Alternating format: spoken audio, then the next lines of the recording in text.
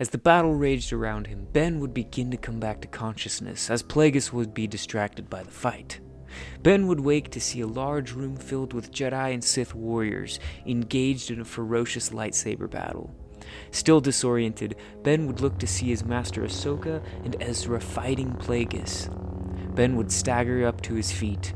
Picking up his lightsaber, he would move toward the duel between masters. It would take everything Ahsoka and Ezra had to hold their own against Plagueis. It was lucky for them that his body had aged so much.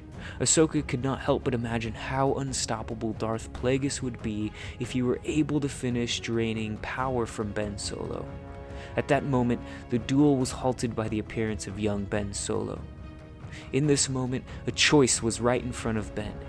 He could aid Darth Plagueis and prove that he had value as a Sith apprentice beyond just restoring his frail body, or he could stand next to his master, Ahsoka and Ezra. Ben would ultimately see that Ahsoka and the rest of the Jedi had come all this way to rescue him. In our story, Ben has felt outcast by the Order, which is what drove him to Plagueis in the first place. But this moment would change everything. Igniting his lightsaber, Ben would take his place next to Ahsoka. Master and apprentice were reunited and ready to face down Darth Plagueis, the Sith Lord who had been hiding in the shadows since before the fall of the Republic. Plagueis would attempt to sway Ben to join him, but none of these attempts would work. As Ben looked at Luke's lightsaber and empty robes that lay on the ground, he understood that even Luke cared about Ben, so much so to sacrifice himself for Ben. Frustrated that he didn't understand that before, Ben would charge at Plagueis, angry that Luke and so many other Jedi had died because of his own insecurities. Ordinarily, Plagueis would have swept Ben and the other Jedi aside like they were nothing, but at this point his body was failing him. He was old and decrepit. That's why he needed Ben. Ben and Ezra would flank Plagueis while Ahsoka charged him head-on. Soon, the three Jedi would begin to overwhelm the decrepit Sith Lord. After what seemed like ages of battling, Ahsoka finally slashed Plagueis' right hand. He would stagger enough for Ben to make a move at his head, but Plagueis saw it coming and sent a jolt of lightning through Ben. But at that instant, Ezra kicked Plagueis to the ground, bringing a halt to the torturous lightning. Ben jumped to his feet, enraged that Plagueis had taken so much from the Jedi already. He raised his lightsaber to strike a killing blow as Plagueis laid on the ground defenseless. Before Ben could kill him, Ahsoka would tell him to stop. She would tell him that he was beaten, and killing him in anger would only set Ben back down the path of the dark side.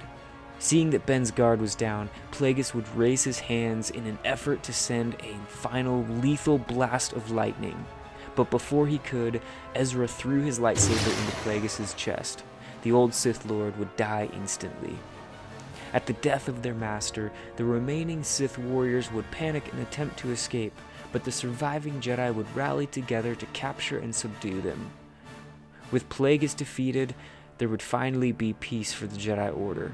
The loss of Grand Master Luke was tragic, but he left behind capable leaders who would lead the Jedi Order to the next level.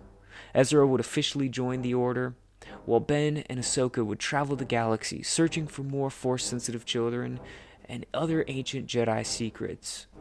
Having been Luke's most loyal follower, Kyle Katarn would be made the new Grand Master of the Jedi Order. Occasionally, Luke would even visit these key Jedi leaders as a Force ghost.